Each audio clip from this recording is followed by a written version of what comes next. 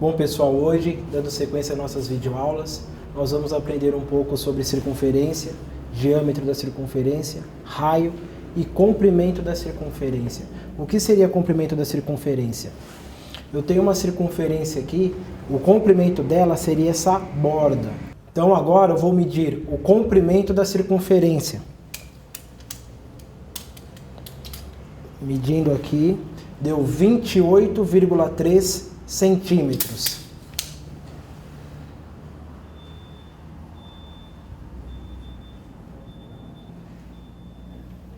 O diâmetro da circunferência ele vai de uma extremidade a outra da circunferência, passando pelo centro, tá? Então, fazendo a medida aqui, deu 9 centímetros.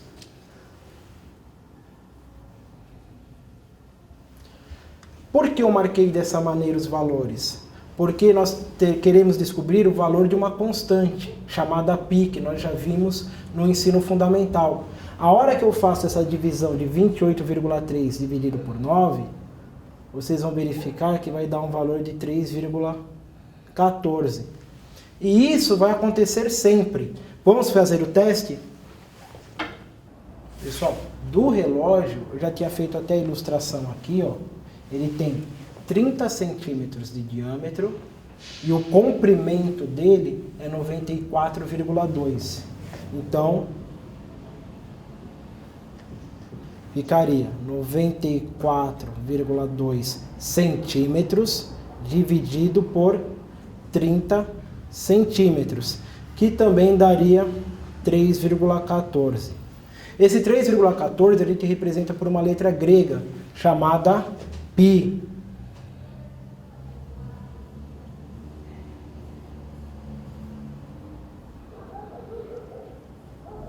E o que acontece? Como sempre vai acontecer esse fato de ser uma constante, eu vou ter o quê? C sobre D, que é o comprimento sobre o diâmetro, igual a 3,14. Comprimento sobre diâmetro é igual a gente viu que isso daqui representa π. O que eu vou fazer? Quando eu tenho o diâmetro e eu quero calcular o comprimento da circunferência, simplesmente π vezes d. Acontece que, usualmente, a gente usa o quê? Em vez de usar o diâmetro, eu uso 2 vezes o raio, porque o diâmetro é o dobro do raio. Então, a fórmula do comprimento da circunferência, que usualmente vocês vão ver, é 2 vezes π vezes o raio. Que é a fórmula para calcular o comprimento da circunferência. Agora o José vai ensinar vocês a trabalhar com arcos de circunferência. Obrigado. Olá, pessoal. Então quero agora aproveitar que o Fábio comentou com vocês sobre como calcular o comprimento de uma circunferência inteira e mostrar para vocês como que você pode calcular então o comprimento de um arco de circunferência, um pedacinho dessa circunferência. Vou tomar aqui como para início esse pedacinho de arco. Olha só, observe. Esse que está marcado em vermelho. Digamos que isso aqui é um arco que vai de A até B, de A até B, e vamos procurar uma maneira de encontrar o comprimento desse arco que vou denominar por L.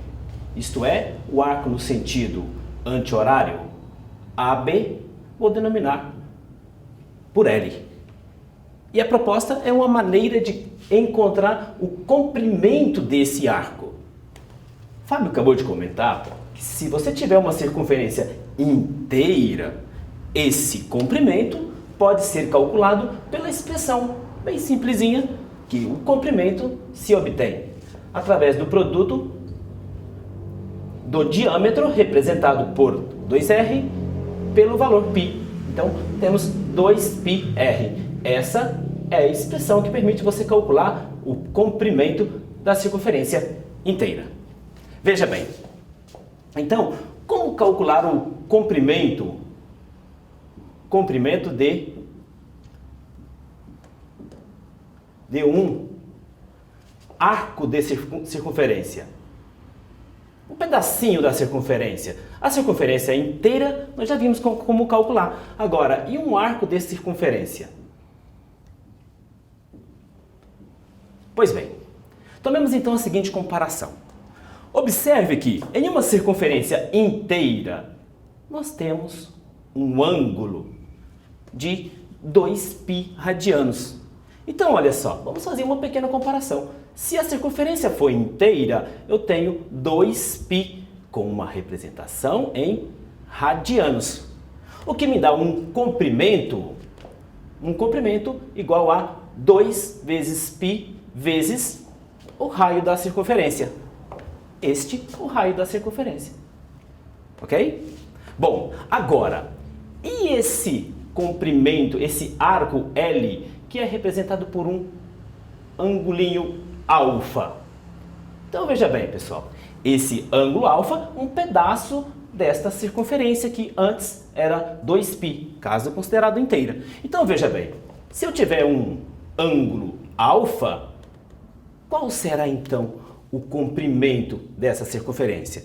Aqui nós temos uma regrinha de 3, são duas grandezas diretamente proporcionais, então eu posso multiplicar em cruz da seguinte forma. Então, temos 2π multiplicado pelo comprimento do arco que estamos questionando, igual a 2πr multiplicado pelo ângulo alfa. Não podemos esquecer que esse ângulo alfa deverá estar em radianos. Agora, simplificando um pouquinho, 2π podemos cancelar com 2π e temos a seguinte expressão, bem simplesinha também, que o comprimento do arco que estamos querendo encontrar pode ser obtido simplesmente através do produto do raio pelo ângulo alfa. Mais uma vez, não esqueça que esse ângulo deverá estar medido em radianos, ok? Aí está mais uma das nossas videoaulas. Pois bem, vamos então ver como aplicar essa definição sobre o comprimento de um arco a um exercício. Observe comigo essa situação. Um pêndulo de 15 centímetros de comprimento oscila entre A e B, descrevendo um ângulo de 60 graus. Então, nós temos este ângulo de medida 60 graus. Qual o comprimento da trajetória descrita pela sua extremidade entre A e B? Qual o comprimento da trajetória descrita entre a sua extremidade entre A e B? Então, queremos encontrar o comprimento desta trajetória que vou denominar por L. Não esqueça que os dados dizem que o pêndulo tem 15 centímetros de comprimento. Então, a medida é 15 centímetros. Observe que este movimento, caso ele seja expandido, pode representar uma circunferência. Então, temos um típico caso de comprimento de um arco de circunferência. Vamos então utilizar para encontrar esta medida a nossa expressãozinha vista anteriormente. Observe, o comprimento L se dá pelo produto do ângulo pelo raio. Agora observe, pessoal, tome um grande cuidado. Frisei bastante que o ângulo deve ser calculado em radianos.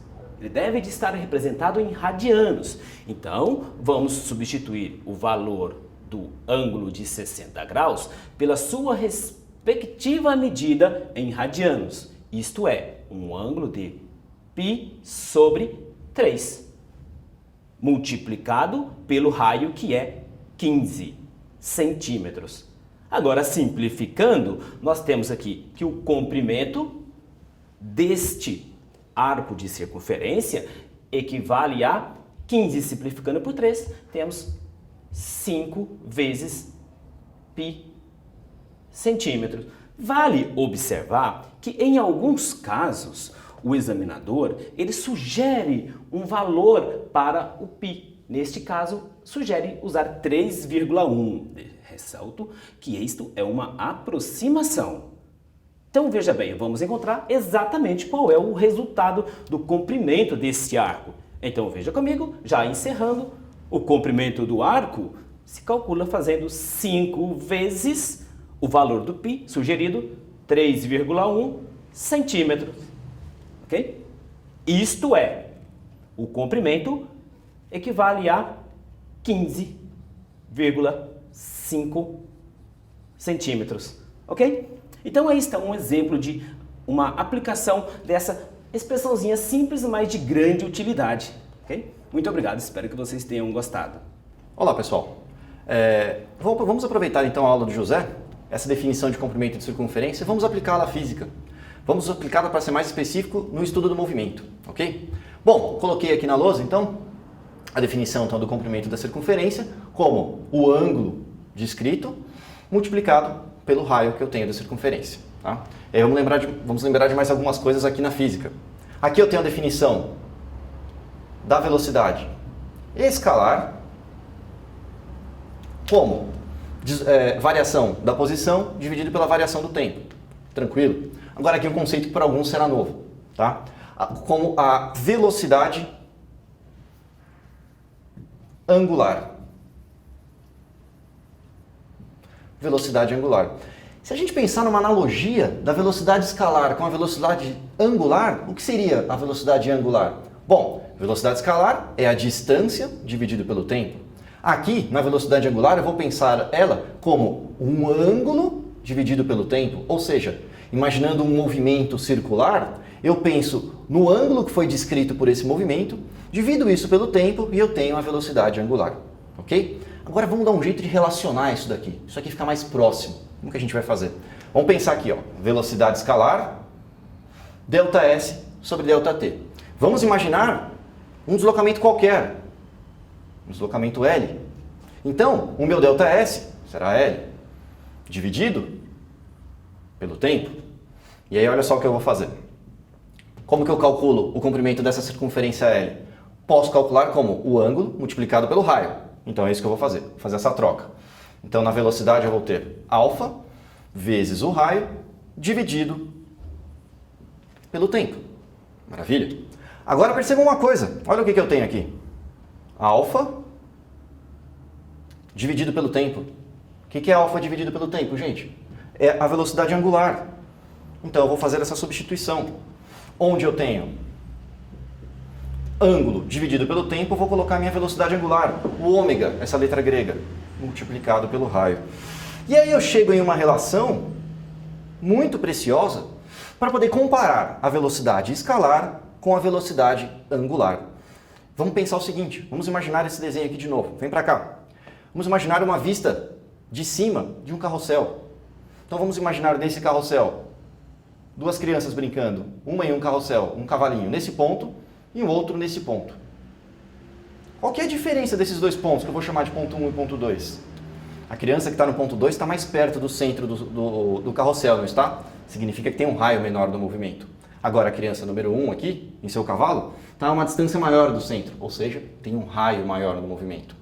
E aí, o que muda desses dois? Se nós imaginarmos esse movimento, o tempo todo, esses dois pontos, ponto 1 e ponto 2, criança no ponto 1 e no ponto 2, darão uma volta ao mesmo tempo, não darão? Eles sempre vão terminar a volta no mesmo tempo, ou seja, eles vão percorrer o mesmo ângulo no mesmo intervalo de tempo. O que é que significa isso? Que eles têm a mesma velocidade angular, tá ok? Perfeito, agora vamos pensar sobre velocidade escalar. Se eu imaginar aqui, as duas crianças têm a mesma velocidade angular, o ômega é o mesmo, mas eu percebo que quanto maior o raio, maior a velocidade que ela tem. Então, se nós imaginarmos aqui, a criança número 1 está percorrendo o carrossel com uma velocidade escalar maior. E é verdade, pare e pense um pouquinho. Se nós imaginarmos a circunferência descrita pela criança 1, está desenhado em azul. E a circunferência descrita pela criança 2? Eu vou esboçar ela aqui em vermelho. Claramente eu percebo que a distância percorrida pela criança número 1 é maior do que a distância percorrida pela criança número 2. Mas esses deslocamentos não têm que ser feitos ao mesmo tempo? Então, se eu tenho um deslocamento maior no mesmo intervalo de tempo, naturalmente a velocidade escalar é maior. Tá ok? Então a gente percebe essa relação. No carrossel, os dois têm a mesma velocidade angular. mas conforme o raio aumenta, ou seja, conforme eu me afasto do centro da trajetória, eu tenho uma velocidade escalar maior, ok? Então essa é uma relação muito preciosa que será usada em muitos exercícios entre a velocidade escalar e a velocidade angular. Ok, gente? Entendido? Até a próxima aula. Muito obrigado.